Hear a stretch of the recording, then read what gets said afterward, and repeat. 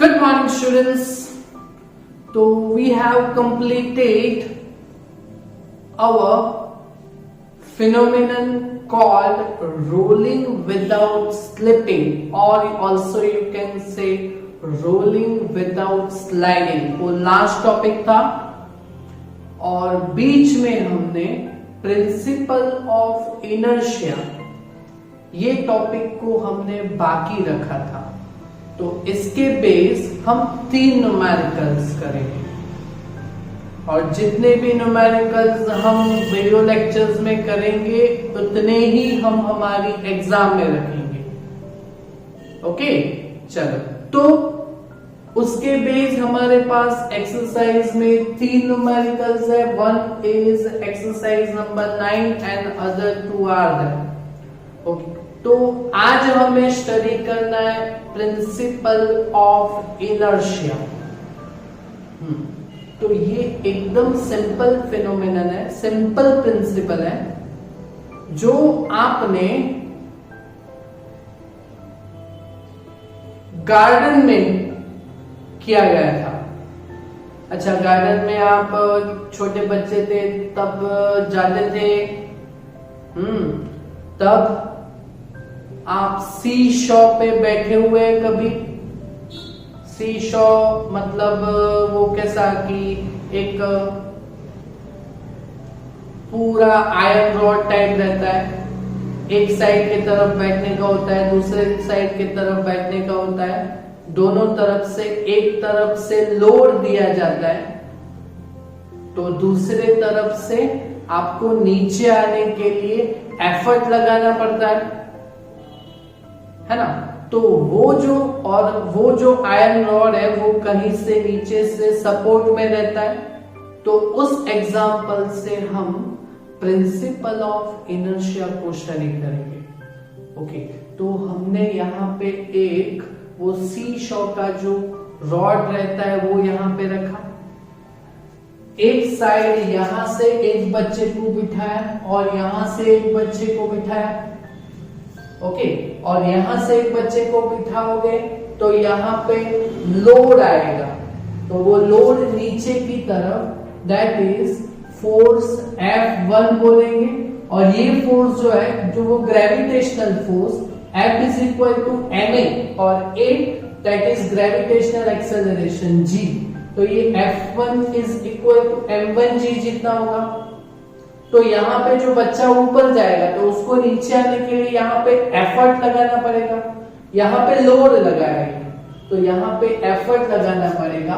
तो यहाँ पे नीचे की तरफ जो फोर्स होगा वो एफर्ट फोर्स F2, तो that is F2 is equal to m2 into g होगा। क्या? और अगर इस सी शॉ को अगर यहां से किसी पॉइंट से यहां पे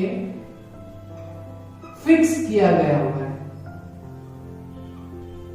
ओके, तो अगर ये ग्रेविटेशनल सेंटर ऑफ दिस सी शॉ यहां पे सपोर्ट दिया गया हुआ है, ओके, तो यहां से इस तरफ जो है वो फोर्स है, लोड, और इस तरफ जो है वो एफर्ट है। ओके, तो यहां से यहां तक का डिस्टेंस, ओके, यहां से यहां तक का डिस्टेंस जहां से सपोर्ट दिया गया हुआ है वो दैट इज D1।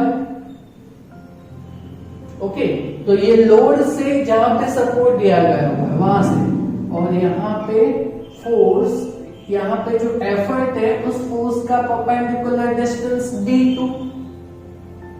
ओके, तो यहाँ पे 4 फिजिकल क्वांटिटीज हो गए, F1 D1, F2 D2। तो F1 को हम बोलेंगे लोड, तो F2 को बोलेंगे हम एफर्ट। तो ये जो है वो डिस्टेंस है ना, आर्म है, तो किसका आर्म है? तो ये लोड का, तो इसको बोलेंगे हम लोड आर्म, तो इसको बोलेंगे हम एफर्ट आर्म। तो अगर हमें प्रिंसिपल ऑफ इनर्शिया चाहिए तो वो principle of inertia is that principle of inertia is given by दोनों की तरफ का सेम है ना। तो principle of inertia is given by load arm is equal to effort arm. ये पूरा लिखना है हमें। हाँ, ये लोड है तो ये एफर्ट है, तो ये लोड आर्म, तो ये एफर्ट आर्म। ओके, तो force into distance is equal to एक साइड का force into distance is equal to दूसरे साइड का फोर्स इनटू डिस्टेंस। तो यहां पे लोड आर्म, तो that is called F1d1, that is equal to F2d2, force into displacement. Okay, तो ये जो इक्वेशन बना that is called principle of inertia. जिस जगह से सपोर्ट किया हुआ है उसकी एक तरफ के जितने भी फोर्स और डिस्टेंस होंगे वो लोड और लोड आर्म होंगे रिस्पेक्टिवली, और दूसरी तरफ के जितने भी फोर्स एंड परपेंडिकुलर डिस्टेंस होंगे that will be called effort and effort arm. Clear? Okay, एक दूसरा टॉपिक भी है उसमें, दैट इज मैकेनिकल एडवांटेज। तो mechanical advantage that is MA, ऐसे होगा ये। ओके, तो mechanical advantage that is in, यहां पे दो फोर्सेस का रेशियो F1 एंड F2 है ना, लोड एंड एफर्ट, तो उसका ratio F1 by F2 that is equal to called D2 by D1। F1 by F2 करोगे तो D2 divide by D1 ही होगा, that is also called mechanical advantage। Clear? तो ये जो फिनोमिनन है वो आपको समझ में आया क्लियर से? तो ये फिनोमिनन को हम कैसे अप्लाई करते हैं तो वो देखेंगे हम हमारे 3 एक्सरसाइज के न्यूमेरिकल में। तो पहले है आज हमारे पास एक्सरसाइज नंबर 9, बहुत इजी है। ओके, सिर्फ शांति से समझिएगा। A car weight is 1800 kg। एक कंप्लीट कार है, उसका वेट कितना है? 1800 kg। कार में कितने व्हील्स आते हैं, एक्सेल्स आते हैं? 4। ओके, तो यहाँ पे हमने देखो ये बहुत ही अच्छी सी सेकेंड हैंड कार यहाँ पे ड्रॉ की हुई है। ओके, तो उसको तो हम एक साइड से ही देख सकते हैं। तो फ्रॉम वन साइड, एक साइड से उसका जो टोटल मास कितना है, टोटल वेट कितना है? 1800 kg। तो किसी भी एक तरफ से हम उसका वेटेज कितना लेंगे, वेट कितना लेंगे, मास कितना लेंगे? 900 kg। ओके, चलो, तो यहां पे ये फ्रंट एक्सल हो गया और ये बैक एक्सल हो गया। ओके, तो यहां पे देखिए क्या बोला गया हुआ है, देखिए तो it's centre of gravity is okay, यहाँ पे distance between front and back axle is 1.8 metre. Okay, तो ये फ्रंट एक्सेल से ये बैक एक्सेल। ओके, तो इन दोनों के बीच का डिस्टेंस यहाँ पे कितना दिया गया हुआ है? That is 1.8 metre. Okay, the second point is it's centre of gravity is, मतलब कि जहां पे सपोर्ट मिलेगा शीशो की तरह, वो 1.05 metre behind from front axle. Okay, तो यहां पे जो सपोर्ट देंगे ना हम, ओके, तो वो कहां पे देंगे? तो फ्रंट एक्सेल से पीछे की तरफ 1.05 मीटर बिहाइंड। ओके, तो यहां पे चलो कि सपोर्ट मैंने यहां पे दे दिया, सपोर्ट यहां पे दे दिया। ओके, तो इसका जो यहां से यहां तक का जो डिस्टेंस होगा that is called D1। D1 कितना है? That is 1.05 metre. आगे से डिस्टेंस D1, तो ये लोअर आर्म बन गया हमारा। ओके, तो पीछे की तरफ के एक्सेल का distance that is called D2। तो ये D2 कितना बनेगा हमारा, तो 1.8 माइनस 1.05, 1.8 माइनस 1.05, तो ये कितना होगा हमारा, that is called 0.75 metre effort arm. Okay, चलो आगे बढ़ते हैं। तो determine force exerted by level ground on each front and back wheel. तो फ्रंट व्हील पे कितना फोर्स लगेगा और बैक व्हील पे कितना फोर्स लगेगा, तो वो देखेंगे। ओके, तो फ्रंट व्हील पे जो फोर्स लगेगा वो F1, okay, that is F1 is equal to front का M1G, F is equal to MA ground weight force, F is equal to mg। Okay, तो यहां पे F2 that is equal to M2G होगा। तो ये load और ये effort, ये लोड आर्म और ये एफर्ट आर्म हो जाएगा, और ये F1 और F2 का वैल्यू हमें फाइंड करना पड़ेगा। तो अगर यहाँ पे टोटल मास कितना है 1800, तो किसी भी एक तरफ से वो 900 kg है, बराबर है। ओके, तो अगर यहाँ पे हम फ्रंट व्हील का मास अगर हम M1 is equal to M consider करते हैं, बराबर, तो बैक व्हील का मास M2 इज इक्वल टू कितना होगा, that is 900 minus M kg होगा। समझ में आ रहा है ना?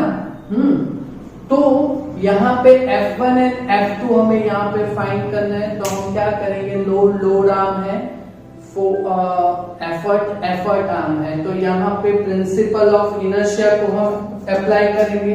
ओके, तो using principle of inertia, okay, तो principle of inertia that is F1 D1 is equal to F2 D2। okay, F1 is equal to M1 into G, okay, और M1 that is equal to M kg, तो F1 is equal to M1 into G that is mg, और into D1 that is D1 का value कितना है 1.05 is equal F2 is equal to M2 into G, और M2 का value कितना है, एक तरफ से M तो दूसरी तरफ से 900 माइनस M। ओके, तो 900 माइनस M इंटू G, और इंटू डिस्टेंस कितना है, दैट इज 0.75 मीटर का। ओके, तो यहाँ पे कैंसलेशन में क्या आएगा, that is gravitational acceleration G, बराबर है। ओके, तो यहाँ पे 1.05 into M is equal to, यहाँ पे 0.75 इंटू 900 करेंगे अब। ओके, तो 0.75 इंटू 900 you will have 675 minus 0.75 into M, okay, minus 0.75 M plus इस साइड पे आ जाएगा, तो 1.05 M plus 0.75 M that is equal to 675। Okay, तो इन दोनों का एडिशन कितना होगा, that is 1.8 M that is equal to 675। Okay, तो M is equal to 675 divide by 1.8, तो ये करोगे आप तो आपको कितना मिलेगा, 675 डिवाइडेड बाय 1.8, यू विल हैव 675 divide by 1.8, you will have 375 kg। That is mass of front wheel, mass on front wheel पे इतना मास आएगा और बैक व्हील पे 900 माइनस m kg का वेट आएगा। ओके, बट तो यहां से हमें क्या फाइंड करना है? The question is to find force on each front and each back wheel। तो हमें force on front wheel that is m1 into G, okay that is mg, तो वो हमें वैल्यू तो मालूम ही है। ओके, तो यहां से हम फाइंड करेंगे force on front wheel, each front wheel. Okay, तो F1 is equal to force on front wheel that is m1 into g, m1 that is m into g, that is mass कितना यहाँ पे derive किया हुआ है m 375 into g का value that is 9.8। Okay, तो 375 into 9.8 करते हैं तो you will have 3675 that is force on front wheel, तो force that is Newton. Clear? Okay, तो ये हो गया फ्रंट ईच व्हील पे फोर्स। दूसरा क्या फाइंड करना है? बैक व्हील पे भी फोर्स फाइंड करना है। ओके, तो दूसरा question, force on each black wheel, not black, it's back wheel. Okay, तो ये कितना आएगा? तो F2 is equal to m2 into G, m2 that is 900 minus m into G. Okay, तो 900 माइनस 375 इंटू जी का वैल्यू दैट इज 9.8। ओके, तो 900 minus 375 अगर आप करोगे तो you have have 900 minus 375, you will have 525 into 9.8, then you will have 5145। तो F2 is equal to 5145, that is Newton, that is force on each back wheel। Clear? समझ में आया ये न्यूमेरिकल? प्रिंसिपल ऑफ इनर्शिया से ये diagram समझ के किया हुआ है, तो ये न्यूमेरिकल खुद से कीजिएगा और प्रिंसिपल ऑफ इनर्शिया का कॉन्सेप्ट आपको समझ में आना चाहिए। तो और दो न्यूमेरिकल्स हैं, तो वो हम सॉल्व करेंगे नेक्स्ट लेक्चर में। Okay, thank you very much.